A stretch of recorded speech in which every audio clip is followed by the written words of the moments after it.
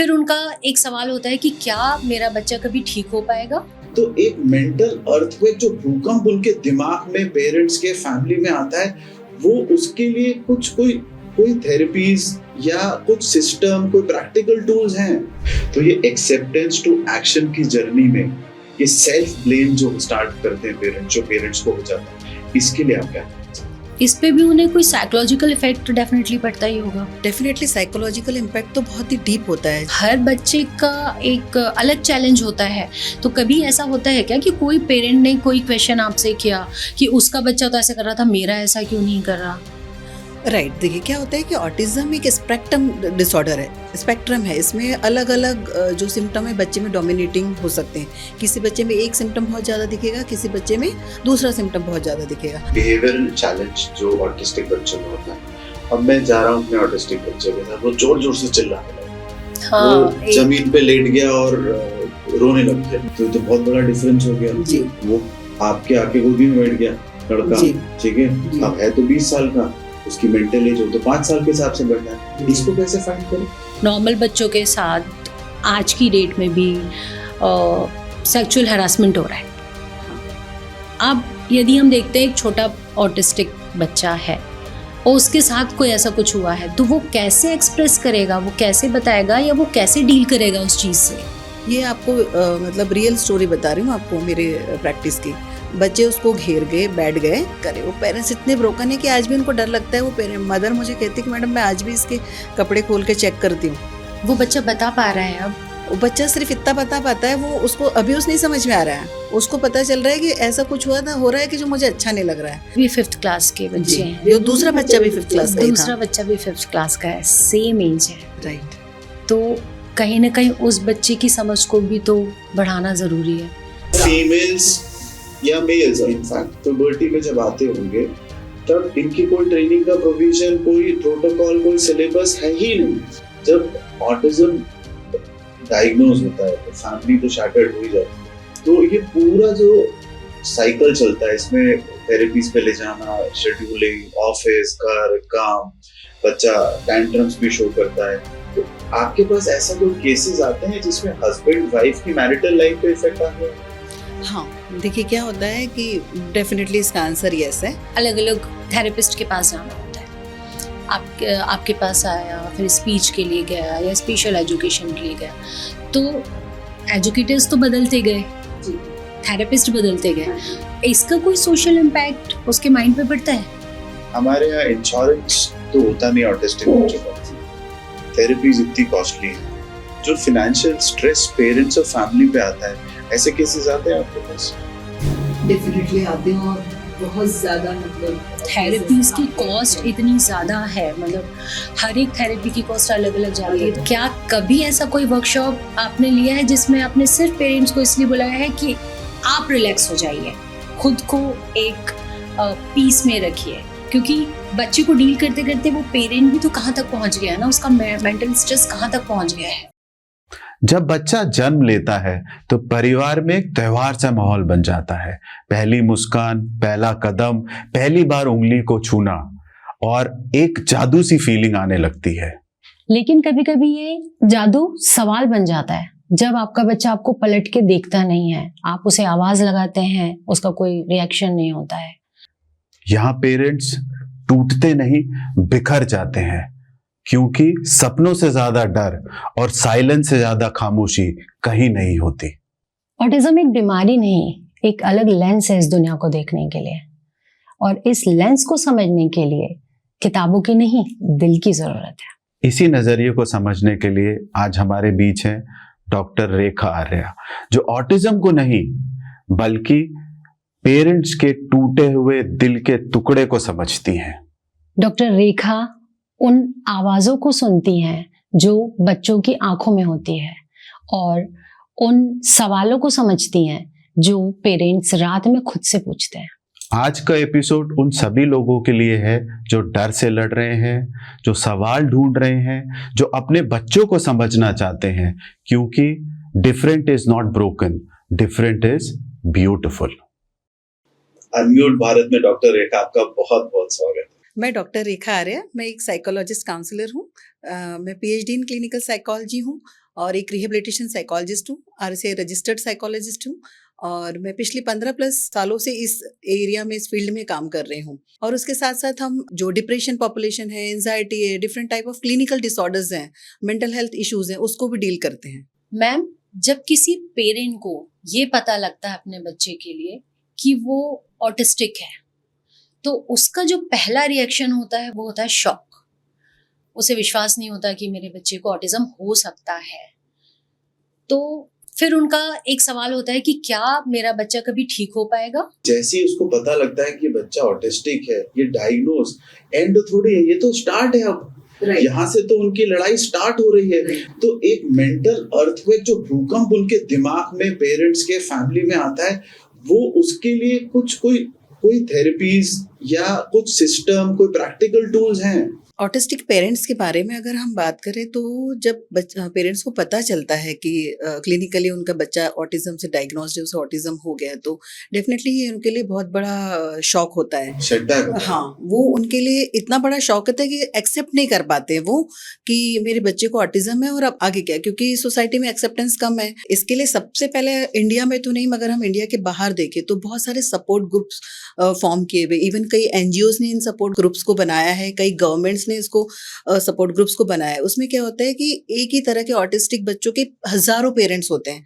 वहाँ वो लोग अपने एक्सपीरियंस शेयर करते हैं, अपने अनुभव बताते हैं, थेरेपी से रिलेटेड चीज़ों को शेयर करते हैं, तो वहाँ वो बहुत कुछ लर्न करते हैं और उनमें एक फीलिंग ऑफ सिक्योरिटी आती है। क्योंकि ऐसे जो पेरेंट्स हैं उनको इनसिक्योरिटी होती है कि अब मेरे बच्चे का क्या होगा, फ्यूचर का क्या होगा।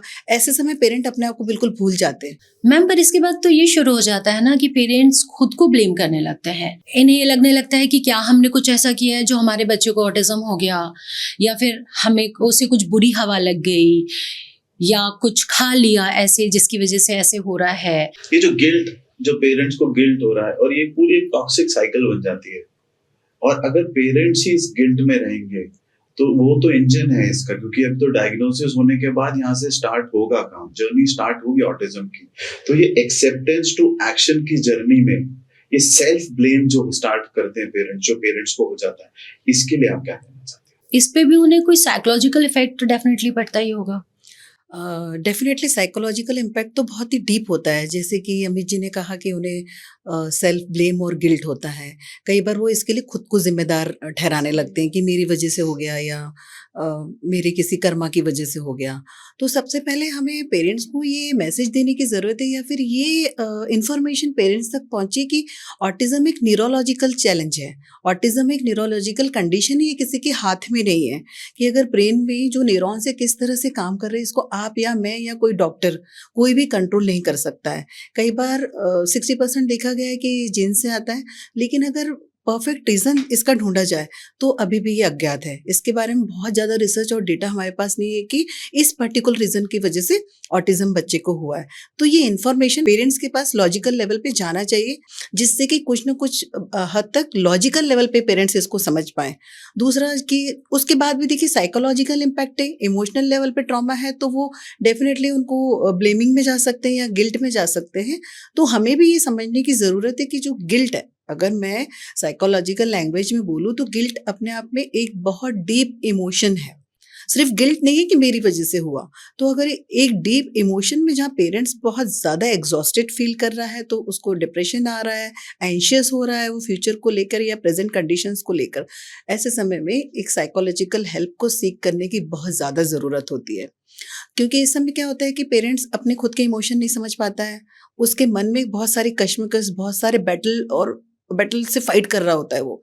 तो इस वजह से क्या होता है कि बहुत इम्पल्सिव बिहेवियर भी हो सकता है, फ्रस्ट्रेशन आ सकता है लाइफ में कि अब क्या बचा है, बच्चा कैसे नॉर्मल होगा, बच्चे की फ्यूचर को लेके चिंता। तो हमें इस समय कोई सपोर्ट ग्रुप पेरेंट्स ज्वाइन करें। जैसे अगर हम इंडिया के बाहर देखें तो बहुत सारे सपोर्ट ग्रुप्स अवेलेबल है, जहाँ की ऐसे ही बच्चों के पेरेंट्स अवेलेबल होते हैं, जहाँ वो अपने एक्सपीरियंसेस को साझा करते हैं, शेयर करते हैं, जहाँ वो अपने इमोशंस को शेयर करते हैं, और वहाँ से उन्हें कई सारे रास्ते भी मिलते हैं। मतलब शेयरिंग एक बहुत इंपॉर्टेंट रोल प्ले करेगा। हाँ, शेयरिंग इसीलिए देखिए क्या है, इंपॉर्टेंट रोल प्ले करेगा, क्योंकि अगर मैं अगर ऑटिस्टिक बच्चे की पेरेंट हूँ, आप भी ऑटिस्टिक बच्चे के पेरेंट हैं और ऐसे 10 पेरेंट हैं, तो वो अपने अनुभव शेयर करते हैं, तो वहाँ से हमें कई सारे सोल्यूशन मिलते हैं, क्योंकि जब सारे लोगों की समस्या एक जैसी है तो सोल्यूशन मिलने के चांसेस बहुत ज़्यादा होते हैं। और मैम हर बच्चे का एक अलग चैलेंज होता है, तो कभी ऐसा होता है क्या कि कोई पेरेंट ने कोई क्वेश्चन आपसे किया कि उसका बच्चा तो ऐसा कर रहा था, मेरा ऐसा क्यों नहीं कर रहा? राइट, देखिए क्या होता है कि ऑटिज्म एक स्पेक्ट्रम डिसऑर्डर है, स्पेक्ट्रम है। इसमें अलग अलग जो सिम्टम है बच्चे में डोमिनेटिंग हो सकते हैं। किसी बच्चे में एक सिम्टम बहुत ज़्यादा दिखेगा, किसी बच्चे में दूसरा सिम्टम बहुत ज़्यादा दिखेगा। तो जब हम थेरेपीज के लिए जा रहे हैं तो एक ही थेरेपी प्लान सारे बच्चों पे अप्लाई नहीं कर सकते हम। हर बच्चे के लिए डिफरेंट थेरेपी प्लान की ज़रूरत हो सकती है। और दूसरा कि कई बार 2 से 4 बच्चों के सिम्टम सेम भी हो सकते हैं, तो वो सेम पैटर्न ऑफ बिहेवियर हो सकता है उनका। तो ऐसे समय में सेम जो थेरेपी की टेक्निक्स है हम जो है अप्लाई कर सकते हैं बच्चों पे। तो ऐसे समय जो हम पेरेंट्स के बारे में बात कर रहे थे कि अब पेरेंट्स क्या करें, तो इस समय सबसे पहले तो सपोर्ट ग्रुप से कनेक्ट हो, वहाँ पर अपने एक्सपीरियंसेस को शेयर करें। दूसरा, वहाँ पर शेयर करने के बाद देखिए कि कौन से ऐसे पेरेंट्स हैं जो कि उनके जैसी सेम समस्याओं से जूझ रहे हैं और उसके लिए वो क्या कर रहे हैं, क्योंकि वहाँ से उन्हें बहुत सारे रास्ते मिलते हैं। जनरली क्या होता है कि सोसाइटी में वो फ्रीली इस बात को शेयर नहीं कर पा रहे, लेकिन जब मेरे जैसे लोग मिल रहे हैं तो मैं थोड़ा ज़्यादा कंफर्टेबल होंगी उन चीज़ों के बारे में बात करने के लिए या उन्हें शेयर करने के लिए। तीसरी बात ये है कि ऐसे पेरेंट्स फिर मेंटल हेल्थ प्रोफेशनल की हेल्प लें, काउंसलिंग सेशंस ले लें। मैम मेंटल हेल्थ की हेल्प लें, बट ये इंडिया में तो अभी भी ये ऐसा ही शब्द बोला ही जाता ऐसा है है। कि पागल हैं क्या हम? पागल हो गया है क्या, पागल के डॉक्टर के पास जाएगा, तो ये स्टिग्मा ये कैसे सॉल्व करेगा? मतलब बहुत आप मुझे बताइए, मैं अगर मुझे फिजिशियन के पास जाना है तो मैं बोलता हूँ हाँ मैं आज डॉक्टर से मिल के आया, बट कितने लोगों का Psychologist ये भी साइकोलॉजिस्ट के आपने साथ बोल मिल के दिया। आया तो वो भी आदमी छुप के ही जाता है। डेफिनेटली हमारा स्टिग्मा तो है ही, और अगर लोगों को इन रियल सेंस में भी कोई मानसिक समस्या हो रही तो कई समय तक वो इसके बारे में डिस्कस नहीं करते हैं। क्या होता है कि अगर आज मुझे फीवर है तो मैं आपको प्राउडली बताऊंगी कि मुझे सुबह से फीवर था, मैं मेडिसिन लेके अपने काम पे आई हूँ या वॉटेवर हम शेयर करते हैं, अपने किसी फ्रेंड को बताते हैं कि मुझे 2 दिन से फीवर है। लेकिन अगर मैं 2 दिन से अच्छा फील नहीं कर रही हूँ मेंटल लेवल पे तो हम किसी को नहीं बताते शेयर हैं, नहीं करते किसी फ़ोन से। करके या फिर किसी से शेयर नहीं करते कि मुझे समझ में नहीं आ रहा है मैं क्यों अच्छा फील नहीं कर रही, या फिर मुझे गिल्ट हो रही है, या फिर मुझे नींद नहीं आ रही कई दिनों से, या फिर मैं नींद की समस्याओं से जूझ रहा हूँ या किसी भी मानसिक समस्या से जूझ रहा हूँ। इसको हम शेयर नहीं करते हैं। तो ये इस पॉडकास्ट के थ्रू मुझे सारे ऑटिस्टिक पेरेंट्स को और जनरल पॉपुलेशन को भी ये मैसेज देना है कि अगर आप किसी साइकोलॉजिस्ट या काउंसलर के पास विजिट करते हैं तो इसका मतलब ये नहीं है कि आप कमज़ोर हैं। इसका मतलब ये है कि आपने लाइफ के टूवर्ड्स एक नया कदम लिया है, नया स्टेप लिया है फॉरवर्ड कि अपनी मेंटल हेल्थ के लिए कि मैं उस पर काम कैसे करूं। क्योंकि कई बार क्या होता है कि समस्या के सोल्यूशन हमें पता होते हैं लेकिन हम उस पर काम नहीं कर पाते। तो ऐसे समय में जब हम किसी साइकोलॉजिस्ट या काउंसलर या किसी मेंटल हेल्थ एक्सपर्ट को विजिट करते हैं तो वो हमें एक डायरेक्शन प्रोवाइड कर सकते हैं कि हमें किस रास्ते पे जाना है, हमें क्या करना है, और जो प्रॉब्लम के सॉल्यूशंस होते हैं उसके बारे में हमें उससे गाइडेंस मिल जाता है। तो कई बार हम इतने मैच्योर होते हैं लेकिन कई बार उन समस्या के सॉल्यूशन उस समय परिस्थितियाँ ऐसी बन जाती है या फिर हमारा दिमाग जो कई सारी चीज़ों से जूझ रहा होता है, लाइफ में कई सारे ऐसे इवेंट हो जाते हैं, घटनाएं हो जाती हैं, तो हम उस समय इन सब चीज़ों से कोप नहीं कर पाते हैं। जैसे एक बहुत बड़ी समस्या है बिहेवियरल चैलेंज जो ऑटिस्टिक बच्चों में होता है। अब मैं जा रहा हूँ अपने ऑटिस्टिक बच्चे के साथ, वो जोर जोर से चिल्लाने लगा, हाँ, वो जमीन पे लेट गया और रोने लग गया। मेरा भी एक एक्सपीरियंस है। मैं तुमको याद है वो इवेंट के टाइम पे अच्छा हाँ, एक बच्ची थी मैम, करेक्ट। तो थोड़े टाइम तो वो इवेंट में थी, उसने थोड़ा सा फंक्शन देखा, वो नॉर्मल रही। उसके बाद कुछ टाइम बाद ऐसा हुआ कि वो एबनॉर्मल बिहेव करने लगी, चिल्लाने लगी। तो फिर मैंने जाके उसको देखा, तो मैंने उसको मतलब थोड़ा सा नॉर्मल करने की Console किया कोशिश आपने, की, हाँ हाँ। जी, कि ठीक है किया है नॉट। पर इस दौरान उसके फादर उसके बाजू में उठ के चले गए थे। ओके, उन्हें मतलब उनने मुझे ये बोला कि मैम ये ऐसा नहीं करती कभी भी जिस तरह से अभी कर रही है। तो उनको वो शर्मिंदगी हो रही थी कि ये इस तरह से बिहेव कर रही है। फिर मैंने उन्हें बोला कि नहीं, इट्स ओके, मतलब तभी तो अपन ये कर रहे हैं कि हमको अवेयरनेस फैलानी है ऑटिज्म के लिए। ये माइंडसेट कैसे चेंज हो, पेरेंट्स का भी सोसाइटी का भी? क्या शर्म है इसमें अगर बच्चा न्यूरोलॉजिकल चैलेंज से गुजर रहा है तो उसको क्या मतलब इसमें एम्बैरेसमेंट या ऐसे करने की जरूरत ही क्यों है? आपका क्वेश्चन बहुत सटीक है, लेकिन इसके लिए हमें अगेन जो सोसाइटी की साइकोलॉजी समझनी है। देखिए क्या होता है कि अगर ऑटिस्टिक बच्चे का बिहेवियर पैटर्न ही होता है कि वियर्डली बिहेव करेगा। ऑटिज्म स्पेक्ट्रम ही इसीलिए बोलते हैं कि इनका ब्रेन अलग तरीके से काम कर रहा होता है जो नॉर्मल बच्चों से या नॉर्मल पॉपुलेशन से। तो कई बार ऐसे वियर्ड एक्सप्रेशन आ सकते हैं, लेकिन वो वियर्ड नहीं होते, वो उसका नॉर्मल बिहेवियर है बच्चे का। जैसे कि अगर आप बैठे हैं और एक बच्चा आपको सडन टच करके चला गया या आपको हक कर लिया, तो वो सेंसरी इश्यूज हो सकते हैं उसको बहुत ज़्यादा। तो उस टच से ज़्यादातर सेंसरी इश्यूज जो है काफ़ी हद तक कंट्रोल हो जाते हैं। तो वो उसकी उस समय की नीड हो सकती है कि इस पैटर्न में बच्चे ने बिहेवियर किया, या फिर जैसे आपने कहा कि वो चिल्लाने लगा, हाथ पैर पटकने लगा, फ्लैपिंग करने लगा, तो ये उसको सोशल स्ट्रेस हो सकता है। तो जैसे कि आपने पूछा कि क्या कर सकते हैं इसके लिए, आपको पता था कि इस बच्चे को ऑटिज्म है तो आपने जाके बच्चे को कंसोल किया, इसका मतलब you were aware about that. आप अवेयर थी कि ये इसका नॉर्मल बिहेवियर है, या फिर इसको कोई स्ट्रेस हुआ या कोई ना कोई ऐसा इवेंट हुआ कुछ जिसकी चीजें वजह से हिट की, हाँ, जिसकी वजह से उस उसका एनवायरमेंट एब्नॉर्मल हाँ उस जिसकी वजह से उस बच्चे का ये रिएक्शन आया। रिएक्शन। अगर नॉर्मल बच्चा है आपका, उस किसी भी इवेंट में रो रहा है, खाना चाहिए उसको या पानी चाहिए उसको, तो हम बिल्कुल शर्मिंदा नहीं होते। हाँ, हम प्रॉपर बताते हैं बच्चे को भूख लगी, भूख बच्चे लग को रही प्यास है, लग रही है, या हाँ। बच्चे को गर्मी लग रही है, हाँ, या और हम आवाज वो की वजह से उसको प्रॉब्लम हाँ, हो रही है, और या लाइट्स की वजह से प्रॉब्लम हो रही है। हम वो रिक्वायर्ड अरेंजमेंट करते हैं बच्चे के लिए। तो यहाँ पर सबसे बड़ा प्रॉब्लम जो आपने पूछा, जो कि कई बार मुझे भी कचोटता है कि हम इसको क्या करें इसके लिए सबसे बड़ी इंपॉर्टेंट चीज़ है कि अवेयरनेस। मतलब पेरेंट्स की नहीं, पेरेंट्स को तो पता ही हो गया इस समय कि मेरे बच्चे को ऑटिज्म है और इस तरह के बिहेवियर पैटर्न मुझे फेस करने पड़ सकते हैं, लेकिन उसको फियर है कि अगर मैं सोशल फंक्शन में गया, मैं मेरी कज़न की शादी में गया, मैं मेरे बहन के बच्चे के बर्थडे के फंक्शन में गया, तो वहाँ कहीं ये ऐसा ना कर दे। क्यों? क्योंकि सोसाइटी उसको एक्सेप्ट नहीं कर रही, उस बिहेवियर को नॉर्मल, उस चीज़ को नॉर्मली नहीं ले रही है ना। नॉर्मल बच्चे के रोने के लिए आप डिस्टर्ब तो नहीं होते, आपको शेम फील नहीं होती, आपका 5 साल का बच्चा भी रो दे अगर चिल्ला दे तो। हमारी सोसाइटी में कम से कम ऑटिज्म के बारे में बहुत ज़्यादा इन्फॉर्मेशन नहीं तो कुछ 2, 4, 5 मेन सिम्टम्स के बारे में, मेन बिहेवियरल इश्यूज़ के बारे में लोगों को पता हो, इसके बारे में हम अवेयरनेस क्रिएट कर सकें।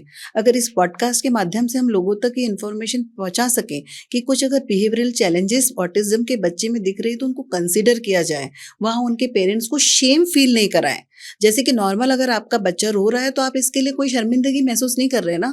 क्या हुआ अगर एक ऑटिज्म के बच्चे ने कहीं फ्लैपिंग कर दी, कोई वर्ड्स को रिपीट कर दिया, या फिर अगर आपको एक बच्चा ही तो अगर टच करके चला गया, आप पेरेंट्स से बात कर सकते हैं। पेरेंट्स को ये बोलने में शर्मिंदगी हम ये महसूस ना कराएं कि मेरे बच्चा ड्यू टू ऑटिस्टिक फीचर्स ये पर्टिकुलर रिएक्शन या बिहेवियर आ गया है, क्योंकि उसको सेंसरी इश्यूज है, क्योंकि उसको लाइट से बहुत ज़्यादा प्रॉब्लम हो रही है, या उसको साउंड से ज़्यादा प्रॉब्लम हो रही है। नॉर्मली हमें होते तो हम बोलते हैं ना, आज मुझे हेडेक है, थोड़ा म्यूजिक से मुझे प्रॉब्लम हो रही है, मुझे यहाँ से जाना है, हाँ मुझे ठंड लग रही है, मैं कंफर्टेबल नहीं हूँ, हाँ, या फिर आप अपना हेडफोन लगा लो, मुझे आवाज़ अच्छा नहीं लग रहा है। तो नॉर्मल बिहेवियर को हम कितना नॉर्मल कंसिडर करते हैं। तो ये अवेयरनेस लोगों तक जाए, लोग समझे इसको कि एक न्यूरोलॉजिकल कंडीशन से बच्चा सफ़र कर रहा है, तो हम पेरेंट्स को इतना जो टॉर्चर एंड ट्रॉमा नहीं दें सोसाइटी में कि वो बच्चे के साथ उठने बैठने में ही शेम फील करें। तो अवेयरनेस इज़ द की। कुछ ना कुछ अगर बहुत ज़्यादा हम साइंटिफिक टर्मिनोलॉजी में नहीं जाते हैं, या फिर साइकोलॉजिकल या बायोसाइकोलॉजिकल टर्मिनोलॉजी में ना जाएं, सिर्फ इतना ही बताएं कि 2, 4, 5 सिम्टम्स हैं कि भाई बच्चा बहुत ज़्यादा कभी फ्लैपिंग कर सकता है, तालियां बजा सकता है, कहीं ज़मीन पे लोट लगा देगा, कहीं वो अनकंफर्टेबल हो जाएगा तो आपको टाइटली हक कर देगा या हाथ को पकड़ लेगा, या फिर अनवांटेड उसका कोई पर्पस नहीं है, कहीं आपके सामने ब्रेस्ट पे टच कर दे, ऐसे कुछ बिहेवियर आ सकते हैं। मैम ऐसा भी होता है क्या कि जैसे बिहेवियरल चेंजेस हैं जो, तो वो टाइम टू टाइम कभी कुछ चेंज दिख रहा है, कभी कुछ चेंज दिख रहा है, ऐसा बच्चों में होता है? देखिए, अगर ऑटिस्टिक फीचर बच्चे में है तो डेफिनेटली ये हो सकता है कि कभी कोई सिम्टम एग्रीवेट मतलब हो जाएगा, कभी कोई सा बिहेवियर दिख रहा है, कभी कुछ और दिख रहा है। हाँ देखिए क्या होता है, ये सिचुएशन बेस्ड भी हो सकता है। ये बायो साइकोलॉजिकल जैसे एज तो है, उसकी मेंटल एज है 5 साल जी, ठीक है, और फिजिकल एज है 20 साल, राइट तो ये तो बहुत बड़ा डिफरेंस हो गया। जी, वो आपके आके गोदी में बैठ गया लड़का, जी, ठीक है, जी। अब है तो 20 साल का, उसकी मेंटल एज हो तो 5 साल के हिसाब से बैठा है, जी। इसको कैसे फाइंड करें? देखिए क्या होता है कि अगर बच्चे की बायोलॉजिकल एज और फिजियोलॉजिकल, मानसिक और शारीरिक आयु में फ़र्क है। तो ऐसे में बच्चे का तो पूरा ग्रोथ हो चुका है, वो एक अगर लड़का है तो मेल जैसा ही दिखेगा, एक लड़की है तो विमेन जैसी दिखेगी। ऐसे समय अगर बच्चा अब्रप्टली आके टच करके चला जाता है आपको, किसी लड़की को या किसी महिला को किसी सोशल गैदरिंग में, तो ये बहुत होने की संभावना है, क्योंकि सोशल जो एडजस्टमेंट और सोशल जो कम्युनिकेशन वही तो पुअर है। तो हो सकता है कि आउट ऑफ स्ट्रेस बच्चा इस तरह का कोई बिहेवियर कर दे, आउट ऑफ स्ट्रेस। तो ऐसे समय में हमें बहुत ज़रूरी है कि जिस भी पर्सन को वो टच कर लेता है, जिस भी व्यक्ति को, कई बार अगर वो मेल है, लड़का है और लड़के को ही जाके टच कर लेते तो उसे लगेगा मेरे पे अटैक कर दिया, ये मुझे मारने आया था। तो हम वहाँ जाके इसको एक्सप्लेन करें, क्योंकि देखिए वहाँ भी अवेयरनेस नहीं होगी कोई इतना, और हम इतनी सारी अंडरस्टैंडिंग की एक्सपेक्टेशन मतलब कर भी नहीं सकते हैं। हाँ। तो ऐसे समय ये है कि हम उस पर्टिकुलर पर्सन को वहाँ एजुकेट कर दें, वह इन्फॉर्म करें जाके। तो काफ़ी हद तक हो सकता है कि जो एंगर में था या जो चिड़चिड़ाहट उस पर्सन को हुई थी, वो हो सकता है कि पॉजिटिव वे में बदले और एम्पैथी उस बच्चे के लिए क्रिएट हो जाए और वो 4 लोगों को जाकर बताए। तो हमारा काम है as a responsible person, as a responsible citizen, educator, और अगर मेंटरशिप हम कर रहे हैं तो ये अवेयरनेस हम फैलाएं। अगर हमने 4 लोगों को अवेयर किया, उन्होंने 2 लोगों को अवेयर किया, तो कम से कम 5 लोगों के साथ, 6 लोगों के साथ तो बच्चा कंफर्टेबल हो सकता है, उसे समझा जा सकता है, और पेरेंट्स भी इस शेम से और इस गिल्ट से बाहर कर सकते हैं, तो बाहर आ किसी सकते भी हैं। इंस्टीट्यूट में अभी तक जितने भी गए, कहीं मिला गुड टच, बैड टच और इन सब की ट्रेनिंग, सेक्सुअल ट्रेनिंग इन बच्चों के लिए? हाँ जी मैम, देखिए नॉर्मल क्या होता है कि हम नॉर्मल बच्चे को good touch and bad touch जब सिखाते हैं, हर माँ सिखाती है, हर मतलब फादर सिखाते हैं, तो उन्हें ही सीखने में थोड़ा टाइम लगता है। पेरेंट्स तब भी सिखाते रहते हैं, है ना, क्योंकि मेरा बच्चा तो नॉर्मल है, सीख ही जाएगा। जब नॉर्मल बच्चों को सीखने में इतना टाइम लगता है, तो ऑटिस्टिक बच्चों को कितना टाइम लगता होगा good touch and bad touch सीखने में या समझने में? सिखा रहे हैं कहीं? ये कहीं नहीं सिखा रहे हैं, जहां तक मैंने अभी तक एग्जैक्टली, तो मुझे ऐसा कहीं नहीं नजर आया कि गुड टच बैड टच सिखाते भी होंगे, बट आपके यहाँ मतलब बीइंग अ साइकोलॉजिस्ट ये पेरेंट्स आते हैं तो बहुत बड़ी प्रॉब्लम है। देखिए, ये इतना सेंसिटिव मुद्दा आपने उठाया है और मैं इसको अप्रिशिएट करूंगी कि आपने इस बारे में बात की। जनरली जो मैम हमारे जिस तरह से एक्चुअली सिखाना चाहिए, सब बोलते हैं हाँ हम तो ये भी करा रहे हैं, हम तो ये भी करवा रहे हैं, हम तो सारे स्पेशल एजुकेशन में सिखा दे रहे हैं, पर एक्चुअल में क्योंकि जब नॉर्मल बच्चों के साथ आज की डेट में भी सेक्सुअल हैरासमेंट हो रहा है। हाँ। अब यदि हम देखते हैं एक छोटा ऑटिस्टिक बच्चा है और उसके साथ कोई ऐसा कुछ हुआ है, तो वो कैसे एक्सप्रेस करेगा, वो कैसे बताएगा, या वो कैसे डील करेगा उस चीज से? कि ऑटिस्टिक बच्चों के साथ कुछ डेटा है कि ज्यादा होता है, कम होता है या होता है? अब मैं इसके ऊपर मतलब इतना संवेदनशील मुद्दा है और ये बहुत ज़्यादा डिस्कशन होना चाहिए, इस पे काम भी होना चाहिए। आपने बड़ा अच्छा क्वेश्चन किया है। देखिए, मेरे अपने बहुत लंबे एक्सपीरियंसेस में, अगर 2012, 2016 एंड 2022 के support groups and Canadian psychological association के डेटा और रिसर्च उठा के हम देखेंगे तो 42, 52 एंड 16% ऑटिस्टिक बच्चों के साथ सेक्सुअल अब्यूज हुआ है, जो कि बच्चे बता ही नहीं पाए हैं। ठीक है, और जो सेक्स एजुकेशन, तो ये मैम ये डेटा मतलब किधर के लिए, कौन से मतलब किसी स्पेशल किसी कंट्री के लिए है? हाँ, या ये डेटा हम यहाँ के लिए, अपने यहाँ के लिए निकालते हैं, इंडिया के लिए? इंडिया में तो लेबलिंग प्रॉब्लम है ना। अभी मैम ने बोला जैसे बताना मत मेरा बच्चा ऑटिस्टिक है, तो डेटा बाहर ही नहीं आएगा ना कभी भी। अब मैं बताऊं, इसके ऊपर हमारे इंडिया में रिसर्च बहुत कम अवेलेबल है, क्योंकि आपने मुझे बताया ही नहीं ना, आपने मुझे बताया नहीं कि मेरे बच्चे ने सेक्सुअल अब्यूज फेस किया है, किसी ने मुझे बताया नहीं। लेकिन आपको एक रिसेंट एग्जांपल बताती हूँ मैं आपको, जो कि रिसेंट घटना है, हमारे सेंटर की बात बता रही हूँ। एक 5 से 7 साल का बच्चा है जिसको ऑटिस्टिक फीचर है और वो नॉर्मल स्कूल में पढ़ रहा है, अभी भी पढ़ ही रहा है। और आप मुझे बताइए कि 5th क्लास का बच्चा कितने साल का होगा? 10 या 11 साल का, 10-11 साल का है। उसके साथ उसी की क्लासरूम के बच्चों ने क्या किया कि जब क्लासरूम खाली था, ठीक है, कोई भी नहीं था अवेलेबल वहाँ, उसको घेर के 3-4 बच्चे बैठ गए। ये आपको मतलब रियल स्टोरी बता रही हूँ आपको, मेरे प्रैक्टिस की। बच्चे उसको घेर गए, बैठ गए, जब क्लासरूम में कोई नहीं था, फ्री पीरियड होगा या रिसेस होगा, आई डोंट नो। उनकी मदर ने मेरे से ही शेयर किया। तो वो बच्चे को उन्होंने पैंट है जो ओपन किया और यहाँ वहाँ उसको बैड टच किया बच्चे को। फिर उसके बाद उनमें से एक स्मार्ट सा बच्चा उठा और उस कैमरा था क्लास में, इतना कैमरे में रिकॉर्ड हो गया। इसके बाद उसने कैमरे का जो फेस है, मुंह है, साइड में कर दिया। 5th क्लास के बच्चे ने। अब क्या हुआ, पेरेंट को पता नहीं है, जैसे कि आपने कहा कि बता नहीं पाते हैं बच्चे, क्योंकि सोशल कम्युनिकेशन ही तो लैक है। बच्चे का 40% में what I have heard read कि 40% वर्बल होते हैं एक्सप्रेशन में तो ऑटिस्ट। 40% जो वर्बल होते हैं वो भी क्लियर वर्बल कम्युनिकेशन नहीं होता है, उनका अपना एक्सप्रेशन का तरीका अलग होता है। ज़रूरी नहीं कि आप वो वर्बल जो कम्युनिकेशन है आप समझ पाएँ। स्पेशली थेरेपिस्ट समझ लेते हैं, पेरेंट्स समझ लेते हैं और कई बार वो शेयर ही नहीं करते क्योंकि उनके पास वर्ड्स नहीं है। क्या किया आपने उस बच्चे हाँ, बच्चे के मैम। पेरेंट्स के साथ? अब उस मैं पे आपको क्या आगे psychological बताना चाह effect रही पड़ा हूँ। होगा? फिर क्या हुआ कि बच्चे का साइकोलॉजिकल इम्पैक्ट देखिए, बच्चे ने स्कूल जाने से इनकार कर दिया, पेरेंट्स को नहीं समझ में आया, वो रोज स्कूल जाने से मना करने लगा। उनको नहीं पता था ये कब से हो रहा है बच्चे के साथ, ठीक है। उसने पेरेंट्स से कुछ ऐसा शेयर करने की कोशिश नहीं, या मेरे पेरेंट्स ने मेरे कुछ पास ऐसी जो पेरेंट्स की कोशिश इन्फॉर्मेशन आई उन्होंने शेयर किया, मैडम ये स्कूल ही नहीं जाना है इसको, मैम इसको स्कूल ही नहीं जाना है। और टीचर ये कंप्लेंट करती है कि स्कूल अगर भेज दिया है जबरदस्ती पेरेंट ने तो जाके वॉशरूम में बैठ जाता है, क्लास में नहीं जाता? क्लास में नहीं जाता, बार बार वॉशरूम जा रहा है वो। अच्छा, उसके डर गया दिमाग में क्योंकि डर आप बैठा हुआ देखिए है। कि वो फियर आया बच्चे में और बच्चे को ट्रॉमा, साइकोलॉजिकल ट्रॉमा है और वो चाइल्डहुड से आ गया। आप सोचिए वो कब तक कैरी करेगा जब तक वो रिजॉल्व नहीं होता, और रिजॉल्व भी कैसे करेंगे हम। फिर क्या हुआ कि पेरेंट्स को डाउट हुआ कि बच्चा स्कूल क्यों नहीं जा रहा, आज से 4 दिन पहले तो रोज जा रहा था। तो उन्होंने जाके स्कूल में मिले टीचर्स से, तो टीचर्स को भी कुछ नहीं पता क्योंकि टीचर्स के पास एक 40 बच्चों की क्लास है फुल फ्लेज, उसको अपना सिलेबस को कंप्लीट करना है, कोर्स कंप्लीट करना है, और टीचर्स भी कुछ हद तक इन बच्चों को हैंडल करने के लिए ट्रेंड नहीं है और उनके पास अपने ही ओवरबर्डन है। स्कूल का एक टारगेट होता है, वो टीचर्स को दिया जाता है तो वो उसको कंप्लीट कर रही है कि कोर्स कंप्लीट करना है, एग्जाम्स कंडक्ट करने, व्हाटएवर। तो ऐसे समय टचवुड स्कूल की प्रिंसिपल जो थी वो बहुत कोऑपरेट रही, उन्होंने क्या कोऑपरेटिव रही, उन्होंने क्या किया कि रिकॉर्डिंग निकाली और उसमें रिकॉर्डिंग उन्होंने पेरेंट्स से शेयर की। मैं इसको अप्रिशिएट करती हूँ उस टीचर को जिन्होंने शेयर किया, तो पेरेंट्स को ये प्रॉब्लम समझ में आई। उसके बाद फिर हमने काउंसलिंग की बच्चे की, फिर हमने उसके सेक्स एजुकेशन पे जो है वैसे हम करते हैं लेकिन हम स्पेसिफिक इसके ऊपर ध्यान देने लगे। फिर बच्चे को रोज़ उसके पेरेंट्स पूछने लगे कि किसी ने आपको यहाँ टच किया था, वहाँ टच किया था। मतलब कहने का मतलब है कि अगेन फिर सेक्स एजुकेशन स्टार्ट हुआ। तो मेरे कहने का मतलब है, जैसे अमित जी ने मुझसे पूछा कि क्या कर सकते हैं, ये कितना ट्रॉमेटिक है, तो इसके लिए सेक्स एजुकेशन बहुत इंपॉर्टेंट है। आपने मुझसे पूछा कि मैडम नॉर्मल बच्चे को हम एजुकेट करते हैं तो इस बच्चे को कितना टाइम लगेगा और कैसे हम एजुकेट करें। तो इस बच्चे को डेफिनेटली बहुत टाइम लगेगा क्योंकि कई बार मेमोरी में वो स्टोर हुआ है कि नहीं हुआ है जो आपने सिखाया है।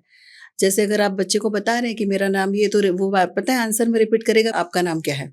आपने पूछा आपका नाम क्या है, मैंने जो बोला तो वो भी आपसे रिपीट करेगा आपका नाम क्या है। तो समझिए कि वो उसने कितना टाइम उसको लग रहा है। तो ये जो टीचिंग की प्रोसेस यहाँ से स्टार्ट होनी चाहिए, घर से स्टार्ट होनी चाहिए, स्कूल से स्टार्ट होनी चाहिए, इंस्टीट्यूट से स्टार्ट होनी चाहिए। इवन बच्चा जहाँ जहाँ जाता है, कोई क्लास पेरेंट्स भेजते हैं, कोई म्यूजिक क्लास जाता है, कोई स्विमिंग क्लास जाता है, व्हाटएवर, कोई स्पोर्ट्स खेलता है, उस टीचर के पास जाता है, तो वहाँ इसकी सिक्योरिटी कैसे अश्योर करें हम। मतलब ये तो- जिम्मेदारी पूरे एक समाज की हो गई है कि जहाँ वो बच्चा है उन्हें सबको समझना ही जरूरी है कि उसकी सेफ्टी और सिक्योरिटी बहुत पर एक चीज इम्पोर्टेंट है। बताइए, बच्चा तो ट्रॉमा में आई गया, राइट, पेरेंट्स कितने हेल्पलेस होंगे Parents- उसके लिए कुछ, मतलब since it's your case. Right.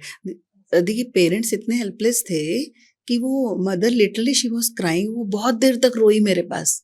सिर्फ 2-3 सेंटेंस बोली, वो रोती गई। बोली मैडम मेरा विश्वास उठ गया है कि मैं कहीं भी भेजूं बच्चे को, मैं कहीं भी भेजूं, मैं कैसे समझूं कि मेरा बच्चा सेफ है। अब हम सोशल स्किल्स की बात कर रहे हैं ना, क्योंकि सोशल जो बिहेवियर है, सोशल स्किल्स है, वो लैक कर रहा है ऑटिज्म का बच्चा, तो सोसाइटी में तो भेजना है उसको सोशल डेवलपमेंट के लिए। और ये सोसाइटी अगर इतना इनसिक्योर माहौल बना रही है तो पेरेंट्स कैसे ट्रस्ट करें। वो पेरेंट्स इतने ब्रोकन है कि आज भी उनको डर लगता है। वो मदर मुझे कहती है कि मैडम मैं आज भी इसके कपड़े खोल के चेक करती हूँ, और मैं उससे रोज पूछती हूँ कि बस कंडक्टर ने तो कहीं नहीं आपको ऐसे टच किया था, ये तो नहीं हुआ था, वो तो नहीं हुआ था। और अब हम भी पूछने लगे हैं। मेरी थेरेपिस्ट भी पूछती है और जब भी मैं बच्चे को मिलती मैं भी पूछती हूँ। वो बच्चा बता पा रहा है अब? वो बच्चा सिर्फ इतना बता पाता है, वो उसको अभी नहीं समझ में आ रहा है। उसको पता चल रहा है कि ऐसा कुछ हुआ था, हो रहा है कि जो मुझे अच्छा नहीं लग रहा है। अगर उसको ये भी नहीं पता है कि ये बिहेवियर रॉन्ग है, बैड है कि गुड है।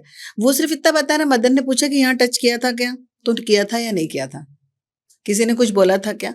तो ये मेरे पॉइंट ऑफ व्यू से जो पूछ रहे हैं एज अ साइकोलॉजिस्ट, आप साइकोलॉजिस्ट हो, आप थेरेपिस्ट हो, आप डांस टीचर हो, आप मैथ्स टीचर हो, हर किसी की रिस्पॉन्सिबिलिटी है कि स्कूल में सेक्स एजुकेशन सिलेबस का पार्ट हो, specially for the special population, specially for the autistic children, जहाँ कि हम उन्हें डिजिटल टेक्नोलॉजी के थ्रू, पिक्चर्स के थ्रू हम उन्हें एजुकेट करें कि कौन से हमारे बॉडी के प्राइवेट पार्ट से कहाँ पेरेंट्स हमें टच कर सकते हैं, डॉक्टर टच कर सकते हैं, कौन किसकी मौजूदगी में टच कर सकता है, नहीं कर सकता है। एटलीस्ट ये बेसिक एजुकेशन हम बच्चे को दें, रादर देन कि वो पूरी ज़िंदगी साइकोलॉजिकल ट्रॉमा को मतलब लेके कैरी करके चल रहा है, जिसको क्योंकि वो रिजॉल्व नहीं होगा कभी। तो आप सोचिए कि उसको एंजाइटी, फिर हम कहेंगे कि बच्चा अब्रप्टली बिहेव कर रहा है, एंशियस हो रहा है, किसी को मार दिया है, चिल्ला रहा है, किसी को काट लिया है। उस बच्चे ने क्या किया था, क्लासरूम में उन बच्चों को काट भी लिया था, तो पेरेंट्स का पता है कंप्लेंट ये आया स्कूल का कि आपका बच्चे दूसरों को काट रहा है। अच्छा, उन्हें ये नहीं देखा कि उसके साथ क्या, पता ही नहीं था। अच्छा, उन्हें पता, हाँ एग्जैक्टली, उन्हें पता ही नहीं था। और देखिए पता भी होता है तो जो नॉर्मल बच्चों के पेरेंट्स हैं वो किस तरह का बिहेव करते हैं बच्चों के साथ कि इस बच्चे ने ऐसा किया, एक्सेप्ट नहीं करते क्योंकि उनके पास जुबान है अपनी बात रखने के लिए। मैम, ये बच्चा मतलब ये 5th क्लास के बच्चे हैं, ये दूसरा बच्चा भी 5th क्लास का ही था। दूसरा बच्चा भी 5th क्लास का है, सेम एज है, राइट। तो कहीं ना कहीं उस बच्चे की समझ को भी तो बढ़ाना जरूरी है, उसको भी ये बताना जरूरी है कि ये बच्चा आपके साथ का है, आपकी एज का हो सकता है, पर हो सकता है उसे कुछ चीजें थोड़ी सी आपसे कम समझ आ रही हैं, तो हमें उन बच्चों को भी तो एजुकेट करना जरूरी है। पेरेंट्स का, जैसे हमने फीमेल सिक्योरिटी सेफ्टी की बात की, बहुत सारे एड कैंपेन्स चले जिसमें हम ये बात कर रहे थे कि बच्चियां सेफ कैसे रहे। हम अपने लड़कों को सिखा रहे थे, फीमेल्स को, बहनों को, बेटियों को कैसे सिक्योर करना है। इसी तरह से ये मेरे ख्याल से कलेक्टिव एफर्ट्स बचपन से ही बच्चों को सिखाया जाएगा कि ऑटिस्टिक बच्चे भी वैसे ही हैं, तुम्हारे जैसे स्पेशल है, डिफरेंट है, यूनिक है। देखिए इसमें ना स्कूल बहुत अच्छा रोल प्ले कर सकता है। क्या होता है कि अगर हम पेरेंट्स की बात करें, नॉर्मल जो पॉपुलेशन पेरेंट्स हैं उनको ही बहुत सारी इन्फॉर्मेशन नहीं है, अवेयरनेस नहीं है, तो स्कूल्स अगर कभी 2-4-6 महीने में एक ऐसा सेमिनार या एक ऐसा टॉक जहाँ 2-4 बच्चे ऑटिस्टिक के, तो उसके बारे में अवेयरनेस फैलाएं। दूसरा, सेक्स एजुकेशन की जो बात करें तो घर से स्टार्ट करें। अगर मेरा बच्चा ऑटिस्टिक भी है तो उसको बिल्कुल उसके तरीके से, उसके लेवल पे जाके समझाया जाए, डेली बताया जाए उसको। तो ये सारी चीजें ये कौन बताता है? देखिए ये एक तो फैमिली से स्टार्ट होता है, ये किसी थेरेपी में आज तक इन्वॉल्व नहीं किया गया। ये तो बहुत इम्पोर्टेंट है। सबसे इम्पोर्टेंट है कि फैमिली को ट्रेन करना। अब मैं आपको बताती हूँ, आपने पूछा क्यों, क्योंकि खुद जो ट्रेनिंग जिसको देनी चाहिए, चाहे वो इंस्टीट्यूट हो चाहे वो थेरेपिस्ट हो, उसको ये नहीं बताया गया है क्योंकि सिलेबस का हिस्सा नहीं है। ये सिलेबस का हिस्सा नहीं है। एक थेरेपिस्ट को पूरे सिलेबस में ये पढ़ाया ही नहीं गया है कि आपको ये भी एजुकेशन देनी है बच्चे को, ये भी यहाँ पे भी ट्रेन करना है। आप मुझे बताइए, जब 2015-16 से पहले थोड़ी कर रहे हैं हम लोग कि ये करना है तो ये रिजल्ट आएगा, यही करना है, ये तो it's more of an empathy ना। वही मैं आपसे बता रही थी कि लेकिन इसके बारे में अवेयरनेस नहीं है ना। क्या हुआ कि लोगों को पता ही नहीं कि ये स्पेशल पॉपुलेशन किस तरह से जूझ रही है, कितना संघर्ष है जीवन में। ये पॉपुलेशन की बात कर रहे हैं आप, समझिए जो उस पेरेंट, जो 5 साल का, जो 5th क्लास का बच्चा है, उनके पेरेंट्स पे क्या बीती होगी। वो तो आपको मैंने बताया कि वो मदर एक्सप्रेस ही नहीं कर पा रही थी, रोती जा रही थी वो, literally she was crying and crying.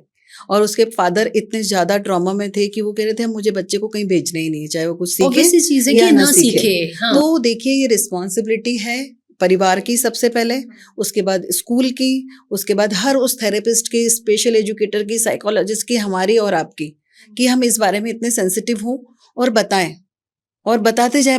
कुछ नहीं बता सकते तो प्राइवेट पार्ट्स के बारे में बताएं, टच के बारे में बताएं कि यहाँ आपको कोई छू नहीं सकता।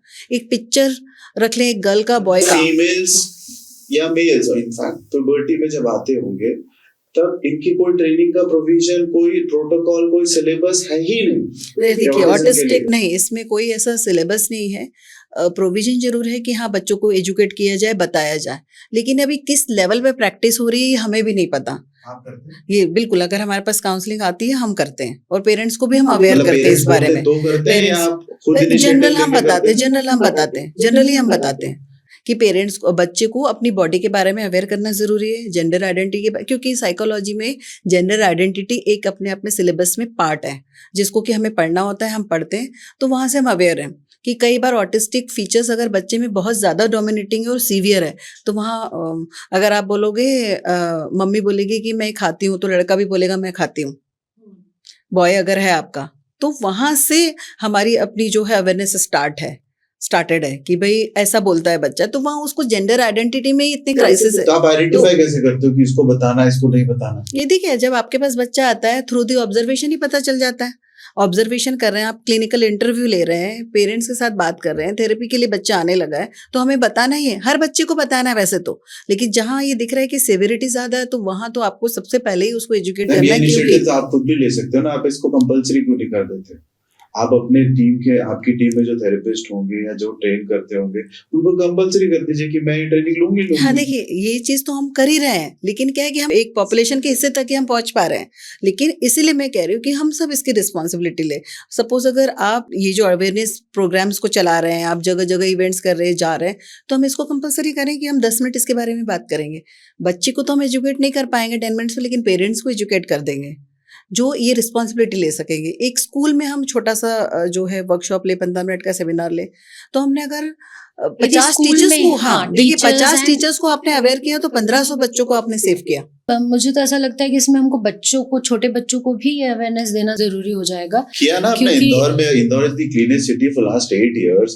ये हमने तो नहीं किया होगा ना, ये स्कूल्स में जो इनिशिएटिव लिया होगा, जो बच्चों के ब्लड में आ गया कि बाहर सामान नहीं फेंकना है, अगर छोटा बच्चा, डस्टबिन इतने तरह के, छोटा बच्चा चॉकलेट खाता तो रैपर अपने पॉकेट में रख लेता है, फेंकेगा नहीं नीचे। तो जब तक अगर हम इसको कंपलसरी करें, इसको बिल्कुल कंपलसरी करें। एनसीईआरटी कहता है कि काउंसलर रखना है स्कूल में, एनसीईआरटी का रूल है। अब इसके बारे में मैं ज्यादा नहीं कहूंगी, आप जाके सर्वे कर लीजिए कितने स्कूल्स में काउंसलर्स हैं और काउंसलिंग कर रहे हैं। नहीं होते मैम, है ना। तो मुझे भी नहीं पता है एक्चुअल नंबर, लेकिन मुझे पता है कि बहुत जगह अवेलेबल है। तो उन बच्चों की मेंटल हेल्थ का क्या, चाहे वो नॉर्मल है या फिर ऑटिस्टिक है, और अगर वो स्पेशल पॉपुलेशन में आ रहा है और अगर वो न्यूरोलॉजिकल कंडीशंस को बिलोंग कर रहा है, तो वो बच्चे का चैलेंज तो अपने आप में बड़ा ना। अगर आप रिसर्च उठा के देखेंगे, 2022 की एक रिसर्च है जिसमें कि बता रहे हैं कि 56% बच्चे सेक्सुअली अब्यूज होते हैं और रिस्क पे हैं। ऑटिस्टिक पॉपुलेशन की बात कर रही हूँ मैं। 56% कभी ना कभी उनके साथ अब्यूज होता है। और अगर चाहिए तो मैं इसको शेयर करूंगी आपके साथ, डेटा एंड फैक्ट्स को। माना जाता है कि यदि कोई बच्चा ऑटिस्टिक है तो उसका आईक्यू लेवल कम होगा, और स्कूल में भी उसको थोड़ा आइसोलेट किया जाता है कि हाँ ठीक है चल जाएगा। तो क्या मतलब एक्चुअल में ऐसा होता है कि यदि बच्चा ऑटिस्टिक है तो उसका आईक्यू लेवल सच में कम हो? देखिए, सबसे पहले तो ये मिथ है कि अगर बच्चे को ऑटिज्म है तो उसका आईक्यू कम ही होगा, लो ही जो है लो या इसमें ही जाएगा बच्चा, लाई करेगा लो की कैटेगरी में, ऐसा नहीं है। और जो ऑटिस्टिक बच्चे जनरली एवरेज इंटेलिजेंस के होते हैं, ठीक है। तो इसका तो पहली बात, अगर रिसर्च और डेटा और फैक्ट आप देखेंगे तो आपको बहुत ज़्यादा इसकी इन्फॉर्मेशन मिलेगी कि जितने ऑटिस्टिक पॉपुलेशन है उसमें नॉर्मली बच्चे एवरेज आईक्यू से बिलोंग करते हैं, और कई बार हाई आईक्यू भी इनमें देखा जाता है। ऑटिस्टिक बच्चे में बहुत सारे अपने ऑटिस्टिक फीचर्स ज़रूर होते हैं जिसकी वजह से चैलेंजेस वो फेस करते हैं लाइफ में, लेकिन कई बार ऐसे बच्चों में बहुत अच्छा फोकस देखा गया है। एनालिटिकल जो थिंकिंग है वो बहुत अच्छी होती है, और कई बार ये साइंटिफिक चीज़ों को बहुत अच्छा, लॉजिक्स को बहुत अच्छा समझते हैं। ये पैटर्न भी बहुत अच्छा होता है। तभी ये माइक्रोसॉफ्ट, ये कंपनीज इनको रिक्रूट कर लेती है। हाँ, कई बार ये बहुत अच्छे अपनी अलग अलग फील्ड्स में अच्छा करते हैं। हाई होने की वजह से, आईक्यू हाई मतलब मेरे कहने का मतलब है कि आईक्यू लो होता है ऐसा है ही नहीं, ठीक है, हो सकता है लेकिन कुछ परसेंटेज। बट जो ये मिथक है हमारी सोसाइटी में, जो मिथ है कि नहीं ये ऑटिस्टिक बच्चा है इसको आइसोलेट किया जाए, ये क्या ही करेगा।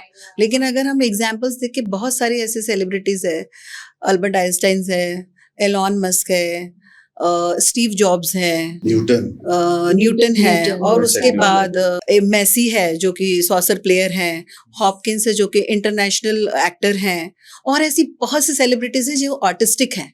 स्टीव जॉब्स ने खुद ही अपने बारे में बताया था कि उनको आई कांटेक्ट जो है सोशल लेवल पे आंखें मिलाने में आई कांटेक्ट उनका बहुत पुअर है और बहुत अनकंफर्टेबल फील करते हैं। एलॉन मस्क में नाइट लाइव करके एक शो से लाइव लोगों को बताया था कि कुछ ऑटिस्टिक फीचर्स उनमें डोमिनेटिंग है, और वो उन्होंने उससे डील किया, उस पर काम किया, और कई बार वो चीज़ें फिर से आती हैं।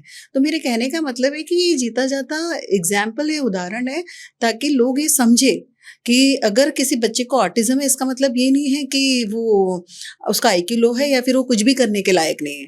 अगर ऑटिस्टिक बच्चे को प्रॉपर गाइडेंस मिले, उसके जो ऑटिस्टिक चैलेंजेस हैं उस पे थेरेपेटिक इंटरवेंशन उसको प्रॉपर मिले, तो हम उनके बहुत सारे जो सिम्टोमेटोलॉजी है उसको हम प्रोग्रेशन से रोक सकते हैं और काफ़ी अच्छी डायरेक्शन देके वो लाइफ में बहुत अच्छा कुछ अचीव भी कर सकते हैं। मैम एक वर्ड और आजकल थोड़ा सुनने में आ रहा है ज्यादा, ADHD, तो जी। क्या ये ऑटिज्म से रिलेटेड है? देखिए ADHD अपने आप में एक दूसरा न्यूरोलॉजिकल कंडीशन है, जिसको अगर फुल फॉर्म में बोला जाए तो attention deficit hyper activity disorder, spectrum का पार्ट नहीं है। स्पेक्ट्रम का पार्ट नहीं है, ओके, ठीक है, लेकिन इसका रिलेशनशिप ऑटिज्म से हो सकता है, अच्छा, ठीक है। ये क्या होता है जरूरी कि नहीं कि ऑटिस्टिक बच्चे को ADHD हाँ, है। Not necessary, not at all, ठीक है, लेकिन पॉपुलेशन में मान लीजिए 100% ऑटिस्टिक की पॉपुलेशन में देखूँ तो 20-30% बच्चों में ADHD के भी सिम्टम दिख सकते हैं, मतलब एसोसिएशन है ऑटिज्म के साथ ADHD का। अगर देखिए मैंने अगेन कहा कि ऑटिज्म एक अलग स्पेक्ट्रम है, एक न्यूरोलॉजिकल कंडीशन है और ये दूसरे टाइप की न्यूरोलॉजिकल कंडीशन है ADHD, है ना। तो अगर ऑटिज्म के फीचर्स बच्चे में है और अगर 20-30% ADHD के भी फीचर्स है तो कुछ ना कुछ ADHD के सिम्टम उस बच्चे में हमें दिखेंगे।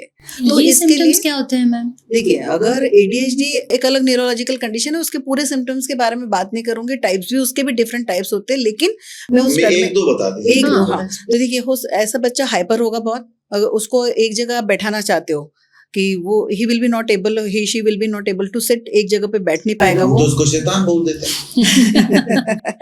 देखिए ऐसे बहुत सारे बच्चों में ये सारे सिम्टम दिखते हैं, लेकिन अगर ADHD का बच्चा होगा तो एक्सट्रीम लेवल में होगा, एक्सट्रीम लेवल में ये सारे सिम्टम दिखेंगे। अगर वो ब्लैक बोर्ड से कॉपी कर रहा है तो एक लाइन लिखेगा, अपने सारे टास्क को इनकम्प्लीट छोड़ देगा, एक चीज़ पे फोकस नहीं कर पाएगा। और अगर आप उसको कहीं बाहर ले जा रहे हैं तो अपनी चीज़ों को टर्न के लिए वेट नहीं कर पाएगा वो, और वो आपको कई बार जिद्दी टाइप का लगेगा। तो मेनली ये हाइपर होते हैं हर चीज़ में। और इनकी जो देखिए इस डिसऑर्डर का, इस जो न्यूरोलॉजिकल कंडीशन का नाम ही अटेंशन डेफिसिट हाइपर एक्टिविटी है, मतलब अटेंशन तो इनका बहुत ही जीरो होगा। जो हाइपर है वो ADHD है। हाँ, जो हाइपर है ये एक सिम्टम है उसका, ये सिम्टम है। ये कभी ये भी होगा। सिम्टम है, ये सिम्टम नहीं, ये चाइल्डहुड से 2-3 साल के बच्चे में पेरेंट्स को दिखने लगते हैं। ये न्यूरोलॉजिकल कंडीशन है, इसका मतलब बाय बर्थ है। तो लेकिन मैं फिर भी पेरेंट्स को ये बताना चाहूंगी कि अगर आपके बच्चे को ASD के फीचर्स हैं, हाँ। ASD अगर डायग्नोस हो गया और अगर ADHD के ADHD कुछ भी है। सिम्टम बच्चे में दिख रहे हैं तो बहुत ज़्यादा इसके लिए एंशियस होने की ज़रूरत नहीं है।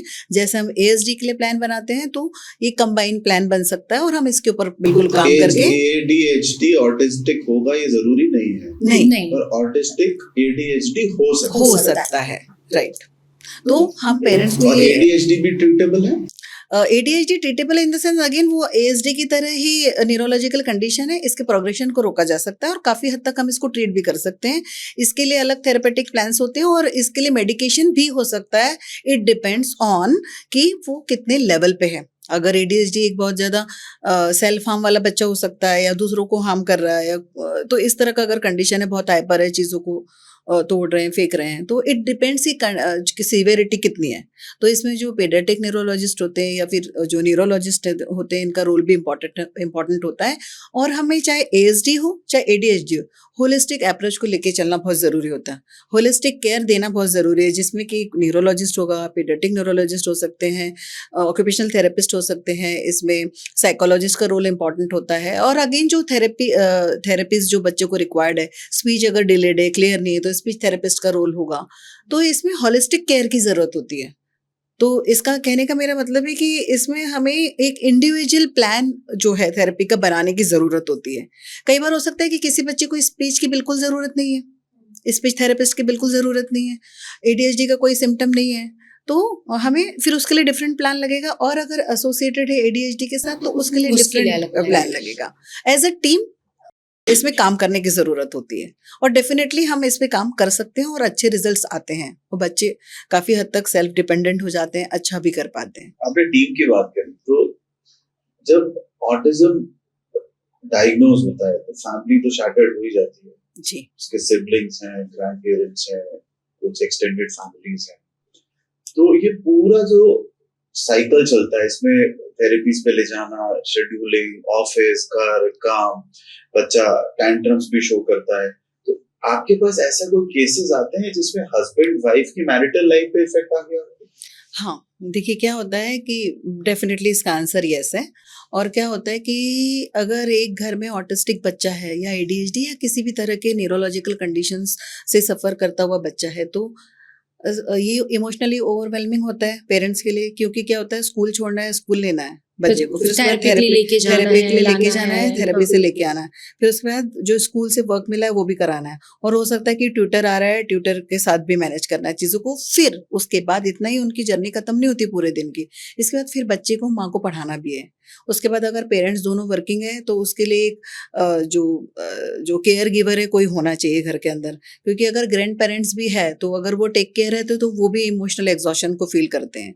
तो ऐसे बहुत सारे केसेस आते हैं जिसमें कि पेरेंट्स को बहुत ज़्यादा एंजाइटी होती है, उनको स्ट्रेस डीप लेवल का हो जाता है, और कई बार उनकी खुद के बीच में भी उनकी जो क्वालिटी लाइफ है, क्वालिटी ऑफ लाइफ है, बहुत पुअर हो जाती है, बहुत नीचे की लेवल की हो जाती है, अच्छा अर्न करने के बाद भी, अच्छे लेवल पे काम करने के बाद भी, क्योंकि कंटिन्यूस उनको ये सारी चीज़ों को डेली से स्ट्रेस को निकालना है। सोचिए कि अगर आप ऑफिस जा रहे हैं और ऑफिस में आपको रोज ट्रैवल करके जाना है 15 किलोमीटर, सिर्फ 15 किलोमीटर्स, और हम रोज ट्रैफिक में फंस रहे हैं, तो हमें कितना स्ट्रेस होता है। तो वो पेरेंट तो कंटिन्यूसली इस साइकिल से जूझ रहा है। चाहे वो हो, कई बार मेरे पास ऐसे पेरेंट आते हैं कि किसी के दादाजी आते हैं छोड़ने के लिए, ड्रॉप करने के लिए बच्चे को, थेरेपीज ले रहे हैं, तो किसी की दादा दादी दोनों आते हैं, बैठते हैं, वेट करते हैं। समझते हैं ये लोग ऑटिज्म, ग्रैंड पेरेंट्स?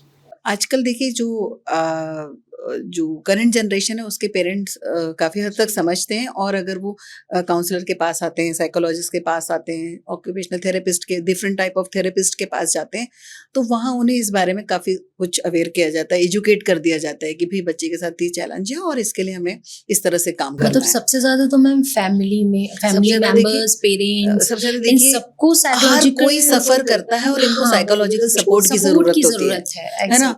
मतलब जनरली अगर आपके पास किसी भी साइकोलॉजिस्ट के पास अगर इस तरह की फैमिली आती है, तो मुझे ऐसा लगता है कि फर्स्ट स्टेप होना चाहिए कि हम उनकी काउंसलिंग करें, बिल्कुल, और पूरे फैमिली काउंसलिंग हो। करें।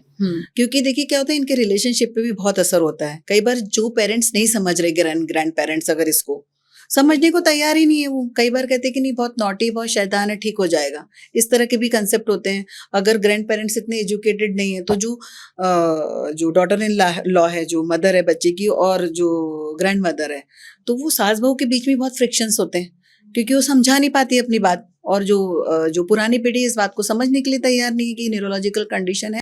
मेरा क्वेश्चन ये है कि काउंसलिंग लेने कौन आता है, मदर या मदर इन लॉ? अगर मैं इसको इन रियल पिक्चर आपको बताऊं तो काउंसलिंग लेने कोई नहीं आता। ठीक है, कोई ये समझता ही नहीं कि उनको काउंसलिंग की ज़रूरत है, उनकी रिलेशनल जो लाइफ है वो इम्पैक्ट हो रही है, उनके जो क्वालिटी ऑफ लाइफ बहुत पुअर हो रही है, और वो इमोशनली एग्जॉस्टेड है, और वो मेंटल हेल्थ चैलेंज फील कर रहे हैं, वो डेली फील कर रहे हैं, लेकिन नहीं इनका आइडेंटिफिकेशन है, और अगर है तब भी वो काउंसलिंग लेने नहीं आते हैं। लेकिन हाँ, जब हमारे पास आते हैं, वो सेशन लेने आते हैं या फिर फर्स्ट कंसल्टेशन के लिए आते हैं, तब हम उनकी काउंसलिंग करते हैं। मैम आपने कुछ ऐसा आपके जैसे बच्चों का जो सिलेबस होता है या आपका जो थेरेपी सेशंस है, उसमें आपने कुछ ऐसा रखा है क्या कि जिसमें फैमिली मेंबर्स आए काउंसलिंग के लिए, पेरेंट्स आ रहे हैं तो ग्रैंड पेरेंट्स भी आए, समझें, सिबलिंग्स आए, तो ऐसा कोई सेशन देखिए होता मैं है? आपको बताती हूँ क्या होता है कि जिस तरह से थेरेपिस्ट चल रही है बच्चे की, तो हम वंस इन अ मंथ एक ऐसा मीटिंग प्रोग्राम रखते हैं जिसमें कि वो बच्चे की डिटेल्स जानते हैं हमसे, उनका प्रोग्रेस क्या हो रहा है, और पेरेंट्स टीचर मीटिंग टाइप कह सकते हैं, लेकिन हम उसको पीटीएम नाम नहीं देते। एक हमारा मीट होता है, वो एक हमारा मीट होता है वंस इन अ मंथ, हर पेरेंट के लिए अलग अलग डे रख देते हैं। नॉर्मल पीटीएम स्किप करते हैं पेरेंट्स, तो ये वाले पीटीएम में तो और नहीं आएंगे। नहीं, लेकिन आते हैं, इसके लिए आते हैं, क्योंकि क्या होता है, ये जानना चाहते हैं, वो इसलिए नहीं आते हैं कि वो साइकोलॉजिकल इश्यूज क्या है, वो इसलिए आते हैं कि मेरे बच्चे की प्रोग्रेस कितनी हो रही है, मेरा डॉक्टर ठीक खुद है के लिए नहीं आ और वो रहे हैं। इसलिए आते हैं कि मेरे बच्चे को मैडम यहाँ पे वो नहीं आया, रिजल्ट नहीं मिला अभी, या फिर मेरा complaints बच्चा के साथ आएंगे। हाँ, वो मेरा बच्चा मैडम पहले इतना पढ़ रहा था, अभी इससे ज्यादा क्यों नहीं पढ़ रहा है। तो ये सारी चीजें लेके आते, तब हम उनको प्रॉपर तरीके से काउंसलिंग करते हैं। हम कोशिश करते हैं कि उनको ये चीज़ उन तक पहुंचाएं कि हाँ भाई बच्चे का ये लेवल है और अब यहाँ तक आया और अभी ये इश्यूज हैं और ये इश्यूज कुछ हद तक कम हुए हैं। तो हम एक तरह से प्रोग्रेस रिपोर्ट भी देते हैं पेरेंट्स को और उनकी प्रॉब्लम भी सुनते हैं और उसके बाद इस लेवल पे हम काउंसलिंग करते हैं। लेकिन हाँ, और दूसरा आपने एक चीज़ कहा कि फैमिली को आप इन्वॉल्व करते हैं क्या? तो मैं इसलिए इन्वॉल्व करती हूँ फैमिली को फर्स्ट कंसल्टेशन के बाद ही, अगर वो सेकंड टाइम मेरे पास थेरेपी के लिए आना चाहते हैं या डिसाइड करते डिसीजन ले लेते हैं, तब मैं उनके सारे लोगों को ये कहती हूँ कि इस बच्चे को कौन कौन हैंडल कर रहा है। मेरा ये क्वेश्चन होता है कि घर में कौन कौन से लोग हैं, कौन केयर गिवर है बच्चे का, ग्रैंड पेरेंट्स साथ में रह रहे हैं, जॉइंट फैमिली है, सिंगल फैमिली है, तो वो सारे लोग मुझे चाहिए। काउंसलिंग के लिए और उनको चार्ज करते हैं नहीं, जब हम कंसल्टेशन लेते हैं, कंसल्टेशन जरूर चार्जेबल होता है, लेकिन काउंसलिंग का कुछ भी हम अलग से नहीं लेते हैं, क्योंकि आधे लोग तो इस वजह से नहीं आता, मतलब फाइनेंस की वजह से। देखिए ये रीजन हो सकता है, लेकिन मैं बताऊं कई लोग इसलिए नहीं आते कि उनको ये लगता ही नहीं कि उनको इसकी रिक्वायरमेंट है। जैसे अगर मैं रिपोर्ट, अगर एक असेसमेंट कर रही हूँ कि बच्चे का लेवल जानने की कोशिश कर रही हूँ कि ऑटिस्टिक फीचर कहाँ किस हद तक है और किस तरह की थेरेपी बच्चे को लगेगी, तो मैं उनको कहती हूँ कि जब आप रिपोर्ट लेने आएंगे तो आपकी दोनों पेरेंट्स चाहिए मुझे साथ में, और जो लोग केयर गिवर्स है, जो घर में बच्चे के साथ ज़्यादा टाइम बिताते हैं, तो मैं उन सबकी एक फैमिली काउंसलिंग करने की कोशिश करती हूँ। उसमें मैं ये बताती हूँ कि बच्चे को किस तरह से डील करना है। कि जैसे मदर्स की कंप्लेंट होती है कि मैडम अगर ये बच्चा जिद कर रहा है, एक पर्टिकुलर टैंट्रम थ्रो कर रहा है, तो मैं नहीं, अगर मैं उसको सिखाने की कोशिश कर रही हूँ लॉजिकल, तो ग्रैंड पेरेंट्स का इंटरप्शन आ जाता है कि मतलब मैं डांट रही हूँ या फिर मैं स्ट्रिक्ट हो रही हूँ, तो वो डिसिप्लिन या फिर वो रूल जो भी उस समय रिक्वायर्ड है वो नहीं कर पाते हैं। तो इसलिए हम सारे लोगों को इन्वॉल्व करने की कोशिश करते हैं। बेसिकली यहाँ बच्चे के साथ पेरेंट्स और फैमिली को भी थेरेपी की जरूरत है एक्चुअली तो इसके लिए एक प्रोटोकॉल होना चाहिए कि अगर किसी भी थेरेपिस्ट के पास बच्चा जा रहा है, कोई भी थेरेपी प्लान हुई है, तो वहाँ पे फैमिली मेंबर्स को एक फैमिली काउंसलिंग देनी चाहिए और फैमिली मेंबर्स को मिलके प्लान को समझाना चाहिए, और एक थेरेपिस्ट को एक टीम की तरह फैमिली के साथ काम करने की जरूरत होती है। क्योंकि देखिए आपके पास बच्चा एक थेरेपिस्ट के पास 1 घंटे के लिए आएगा, 1.5 घंटे के लिए आएगा, लेकिन 24/7 वो बाकी पेरेंट्स के साथ और दूसरे जो फैमिली मेंबर्स है घर पे उनके साथ होता है। तो फैमिली मेंबर्स को भी बेसिक जो नॉलेज इसके बारे में होना जरूरी होता है कि बच्चे को डील कैसे करना है, कब कौन सी चीजें मानी जानी चाहिए, कब कौन सी चीजें नहीं मानी जानी चाहिए, कैसे कमांड फॉलोइंग करने के लिए हेल्प करना है। तो ये जो बेसिक इन्फॉर्मेशन है, बेसिक जो एजुकेशन है, इसको लेके पेरेंट्स को एजुकेट करने की, फैमिली मेंबर्स को एजुकेट करने की जरूरत होती है। तो एक काउंसलिंग सेशन इनफ होता है। मैम, क्या कभी ऐसे होता है कि जैसे एक बच्चा है, अलग अलग थेरेपिस्ट के पास जाना होता है, आपके पास आया, फिर स्पीच के लिए गया या स्पेशल एजुकेशन के लिए गया, तो एजुकेटर्स तो बदलते गए जी, थेरेपिस्ट बदलते गए, हाँ जी, इसका कोई सोशल इम्पैक्ट उसके माइंड पे पड़ता है? हाँ बिल्कुल पड़ता है। इसका मतलब काफ़ी कुछ मैंने अपनी प्रैक्टिस में देखा है।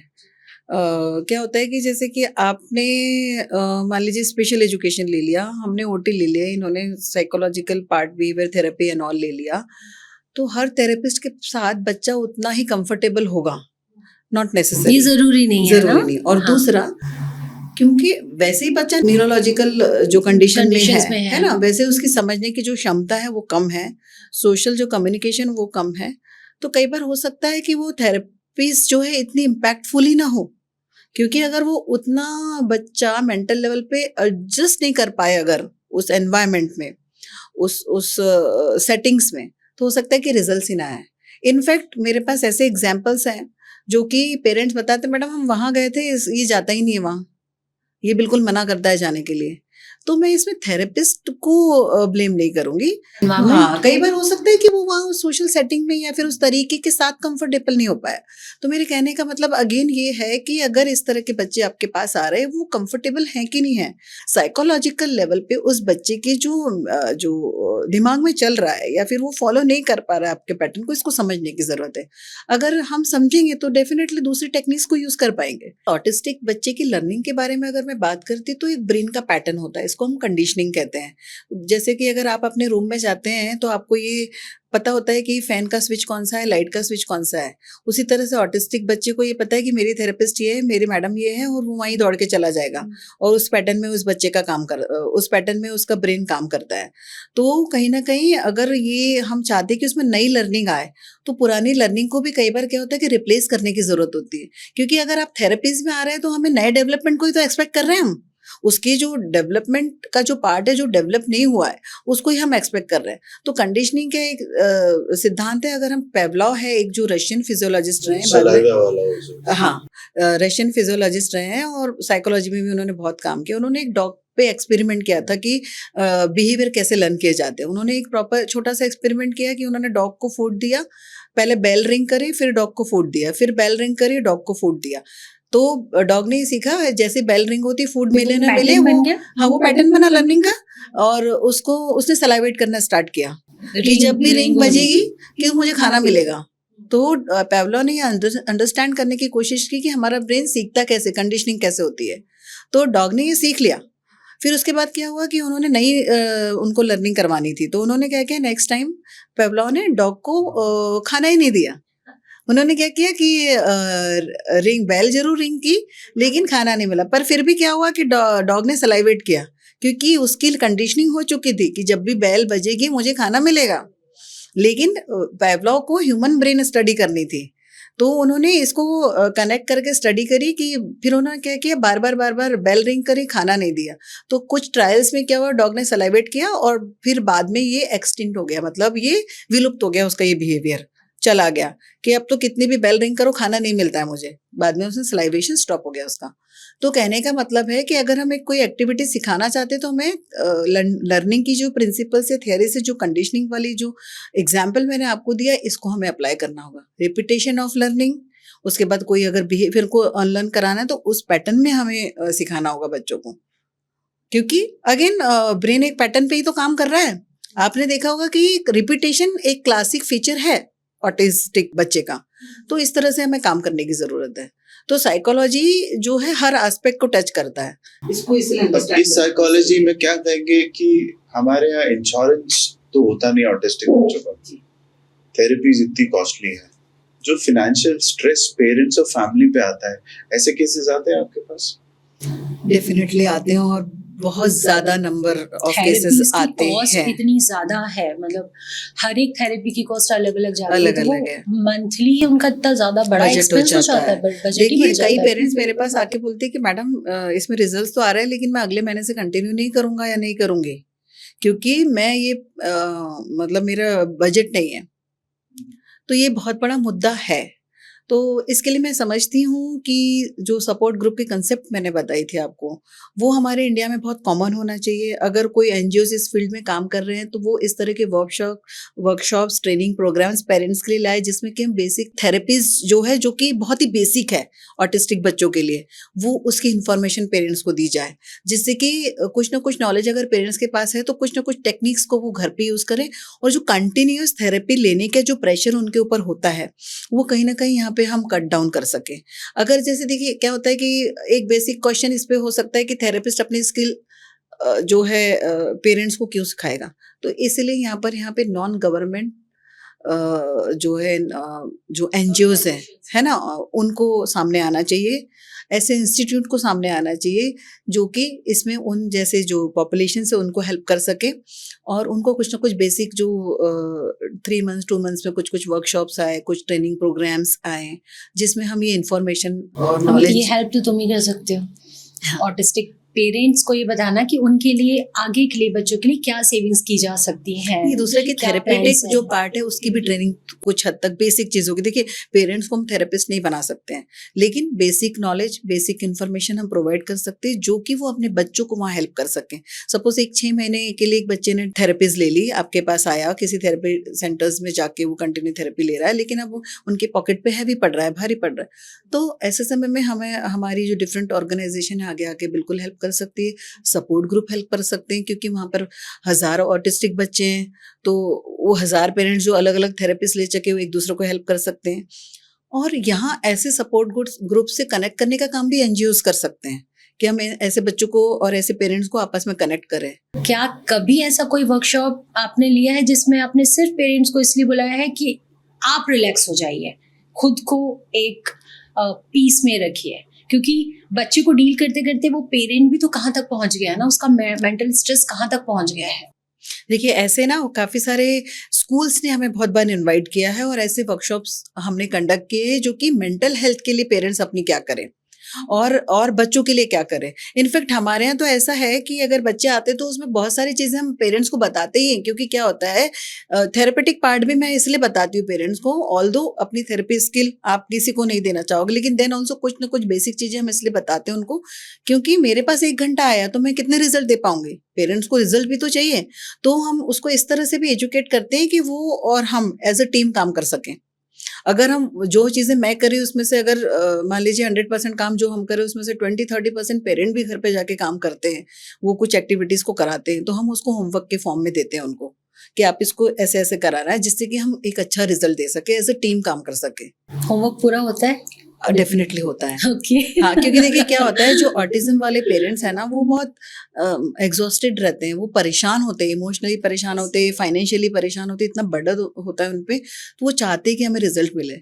वो दोनों वर्किंग होते हैं, लेकिन उसके बाद भी एक ऐसा घंटा, एक ऐसा समय वो निकालते हैं जिससे कि जो आपने बताया है homework, sort of form of homework में वो करने की पूरी पूरी कोशिश करते हैं, और मुझे तो हर बार पेरेंट्स के साथ सपोर्ट मिला है।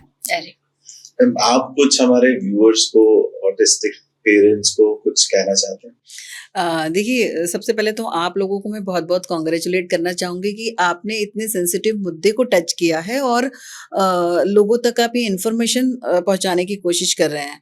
तो थ्रू दिस पॉडकास्ट मैं पेरेंट्स को ये बोलना चाहूँगी कि अगर आपके घर में कोई बच्चा ऑटिज़म से डायग्नोस्ड हो गया तो सबसे पहले घबराएं नहीं। उसके लिए देखिए कि इंटरवेंशन क्या है, और इनिशियल लेवल पे भी अगर आपको 2-3 साल में लग रहा है कि मेरे बच्चे में ये रिपीटेटिव पैटर्न ऑफ बिहेवियर दिख रहा है, किसी बात को बार बार रिपीट कर रहा है, आप आवाज़ दे रहे हैं तो वो रिस्पॉन्ड नहीं कर रहा है, आपने बच्चे का नाम बुलाया है, आपको जवाब नहीं दे रहा है, ये छोटे मोटे जो अर्ली साइंस है उसको आइडेंटिफाई करने की कोशिश करें। और अगर आपको लगता है 2-4 साइंस में मेरे बच्चे को दिख रहा है बच्चे में, तो आप डेफिनेटली साइकोलॉजिस्ट के पास जाइए, न्यूरोलॉजिस्ट, पीडियाट्रिक न्यूरोलॉजिस्ट के पास आप जा सकते हैं। आप जाके इसको कंफर्म कीजिए और अर्ली इंटरवेंशन पे आइए, रादर देन कि शॉक में जाने के। देखिए, आपको शॉक होगा, आपको एक्सेप्टेंस नहीं आएगा, आप विश्वास नहीं कर पाएंगे, इन सारी चीज़ों से तो आपको गुजरना ही पड़ेगा। लेकिन उसके बाद हमेशा मैं अपने क्लाइंट्स को कहती हूँ, चाहे वो मेंटल हेल्थ के लिए आए हैं, चाहे वो ऑटिस्टिक पेरेंट्स हो, मैं ये कहती हूँ कि हमें हमेशा सॉल्यूशन ओरिएंटेड होना चाहिए, प्रॉब्लम ओरिएंटेड नहीं होना चाहिए। प्रॉब्लम तो आपको पता चली गई है, तो अब हमें यहाँ ज़रूरत है कि आप काम करें कि इसका सोल्यूशन क्या हो सकता है, और घबराएं नहीं। आप अकेले नहीं है जिससे आप जूझ रहे हैं, या आपका ही अकेले बच्चा ऑटिस्टिक हो गया है, और ऐसा भी नहीं है कि हम इसके फीचर्स को कम नहीं कर सकते हैं और आपका बच्चा कभी कुछ नहीं करेगा। और दूसरी चीज़ एक्सेप्टेंस, ये बहुत इंपॉर्टेंट है। मैं पेरेंट्स को ये मैसेज देना चाहूँगी, क्योंकि मैं डेली अपनी रूटीन प्रैक्टिस में देखती हूँ कि वो इसको स्वीकार ही नहीं कर पाते, और एक्सेप्टेंस से एक्सेप्ट नहीं करने से बहुत ज़्यादा और समस्या आ जाती है। पहले इसको स्वीकार कर लीजिए, और ऐसी कोई शेम की बात नहीं है, और गिल्ट और शर्म, बिल्कुल शर्मिंदगी महसूस ना करें अगर आपके बच्चे को ऑटिज्म है तो ये मैं पेरेंट्स को मैसेज देना चाहूँगी। बहुत बहुत बहुत बहुत धन्यवाद। Thank you so much.